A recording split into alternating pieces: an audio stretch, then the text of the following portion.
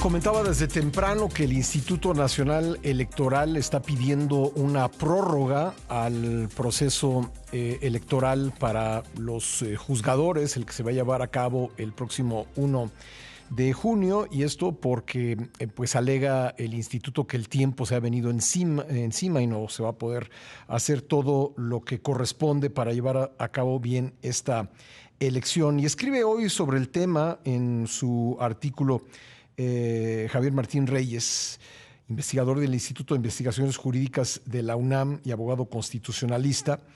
Voy a leer rápidamente algunas partes de este artículo que me parece muy pertinente. Dice: desconozco quién redactó la iniciativa de reforma judicial presentada por el expresidente López Obrador y aprobada con modificaciones por los poderes legislativos, pero algo es claro: quienes lo hicieron no entendían ni el sistema electoral ni el poder judicial. Estamos frente a una reforma, dice Javier Martín Reyes, que no solo viola derechos y principios constitucionales fundamentales, sino que es impracticable en sus propios términos. La última prueba de su improvisación y pésimo diseño es la solicitud supuestamente realizada por el INE para prorrogar la jornada electoral del próximo año, aunque se argumenta que más de 300 suspensiones judiciales han frenado el proceso. Culpar exclusivamente al Poder Judicial de la Federación sería una excusa irresponsable y francamente deshonesta. Además, dice que si se confirma que el INE pide una prórroga, no será solo por las suspensiones judiciales, sino porque la reforma, tal como fue planteada, es imposible de implementar. Tengo a Javier Martín Reyes enlazado con el programa en estos momentos. ¿Cómo estás, Javier? Me da gusto saludarte. Hola, ¿qué tal, Pascal? Siempre un gustazo saludarte a ti y a todas las personas que nos escuchan. Igual. Oye, ¿por qué te parece impracticable la reforma? Pues mira, Pascal, yo te diría que esta es una reforma que tiene, pues no solo una enorme cantidad de lagunas, de vacíos, de contradicciones, sino es una reforma que en los términos que está planteada, pues simple y sencillamente no se corresponde con el diseño electoral que tenemos. Te pongo nada más un ejemplo.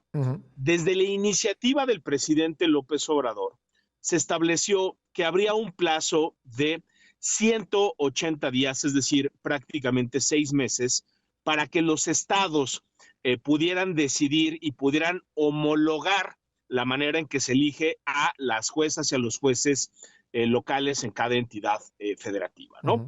Esto se mantuvo, digamos, en términos generales, ya con la versión finalmente aprobada de la reforma, y se especificó en esa misma artículo transitorio que los estados tendrían esos 180 días, y no solo eso, sino que tendrían que decidir cuáles cargos judiciales se eligen en 2025 y cuáles cargos se eligen en 2027. Bueno, si uno hace las cuentas, Pascal, eso implica que como la reforma se publicó el 15 de septiembre... Ya van 2 meses.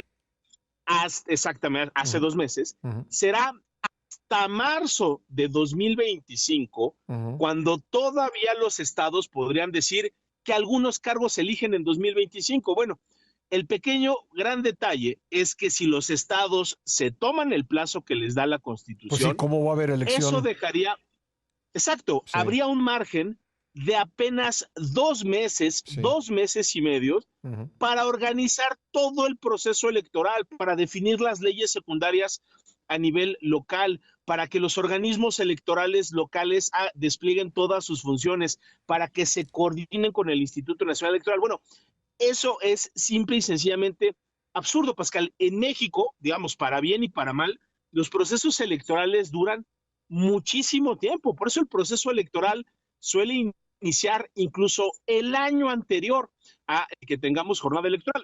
El proceso electoral, por ejemplo, para esta reforma judicial, inició desde septiembre, el 15 de septiembre, para ser más precisos, el día que se publica la convocatoria. La jornada será hasta marzo, y si a nivel federal este plazo está resultando insuficiente, pues tú imagínate si en el ámbito local en 2 meses y medio vamos a poder organizar las elecciones. De nuevo, este es solo uno de los ejemplos, Pascal, que muestran pues que quien redactó, revisó, modificó y finalmente aprobó estas reformas, pues simple y sencillamente no sabe cómo funcionan los procesos electorales en México, ¿no? Por eso digo que es inviable en los términos que está planteada, ¿no? Y de Más hecho, allá de las suspensiones, ¿no? y he estado escuchando que ya los estados más bien están pensando en que esta elección se lleve a cabo en el 27. Creo que como hubiera sido lógico. Javier, nada más déjame dar otro ejemplo pues, de estas cosas que son difíciles de entender. Lo leo en la cuenta de X de nuestra compañera Leticia Robles de la Rosa. Dice que el Comité de Evaluación del Poder Ejecutivo dio un año para la inscripción de aspirantes a juzgadores federales en lugar de un mes. El plazo se va a vencer el próximo domingo y apenas hoy corrigieron este error. Estamos conversando con el doctor Javier Martín Reyes, investigador del Instituto de Investigaciones Jurídicas de la UNAM, sobre el proceso electoral extraordinario que está previsto en la Constitución. Ocurrirá el 1 de junio para elegir a poco más de 800 juzgadores de entre poco más de 5,000 candidatos. Pues hay una serie de complicaciones, además, Javier, ayer lo platicábamos aquí con un consejero del INE, de acuerdo con lo que el INE ha proyectado, pues en promedio, cada elector que vaya a las urnas, de acuerdo con el sistema que está previsto, con la reforma que se aprobó, pues se tardará entre 17 y 20 minutos para votar. Y eso significa que si van normalmente a las secciones electorales, tú lo sabes muy bien, pero lo comento nada más como contexto, hay 700 ciudadanos. Si van solamente 100 a votar en una sección electoral, se tomarían 30 horas el proceso de votación. Sí, Pascal, a ver, y ¿sabes qué es lo peor de todo este caso?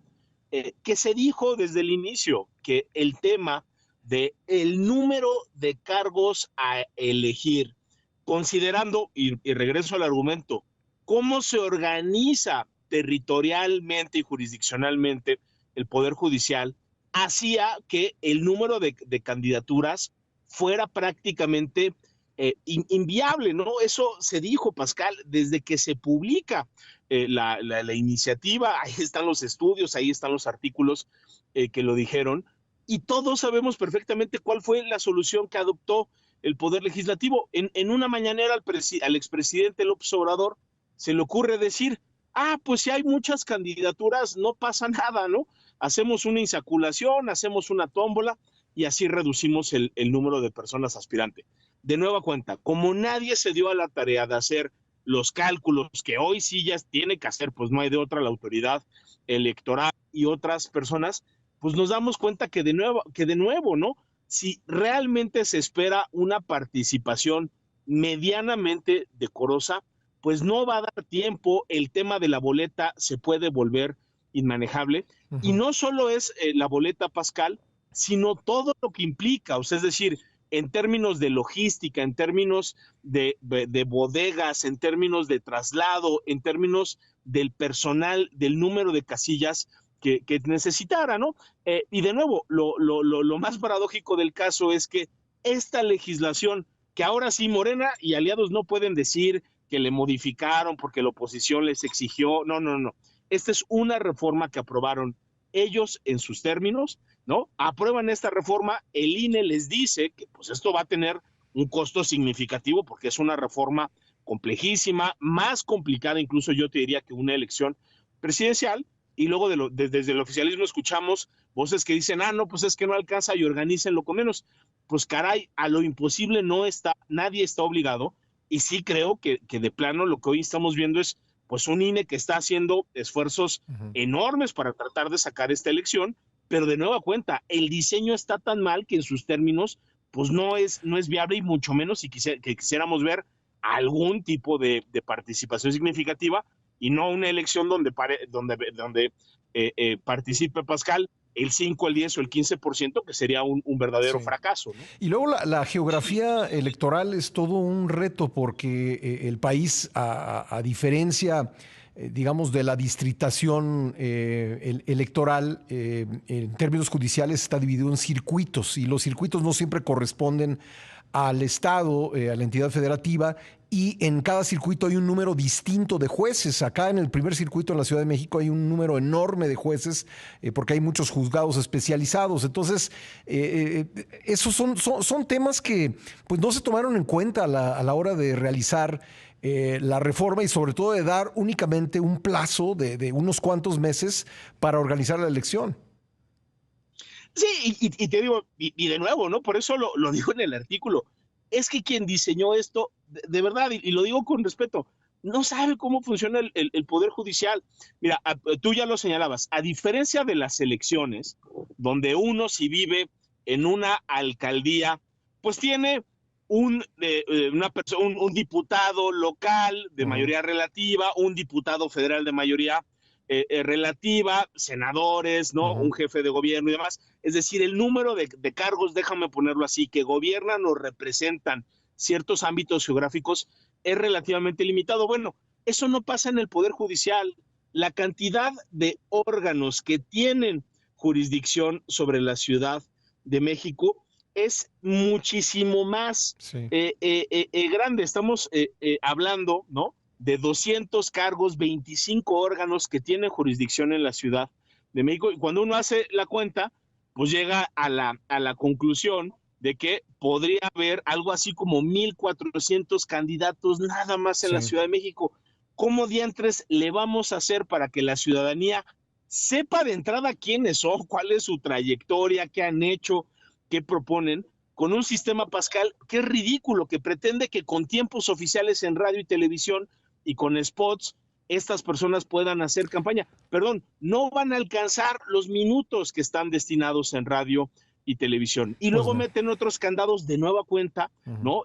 Absolutamente irracionales, como el que no haya financiamiento ni público ni privado, ¿no? Y que los candidatos hagan campaña con recursos propios. Pues caray, las campañas así no se hacen, las campañas cuestan y cuestan mucho, Pascal, y creo que a lo que nos encaminamos, pues es un fracaso de la reforma, ¿no? Por estas Sí. deficiencias, creo que el riesgo que podríamos correr es que terminemos con unas tasas de participación ridículamente bajas y esa supuesta legitimación de las personas juzgadoras a través del voto popular, pues se va a evidenciar como lo que siempre ha sido, que pues es una auténtica simulación, Pascal. Pues Javier, ahí están algunos de los problemas sobre la mesa. Nada más agregaría rápido que de los 16,000 candidatos que tendrían que registrarse para hacer la insaculación y demás, pues creo que apenas van como 4,000.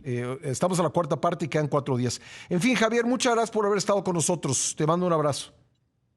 Igual, querido Pascal, un abrazo muy fuerte. Gracias, gracias.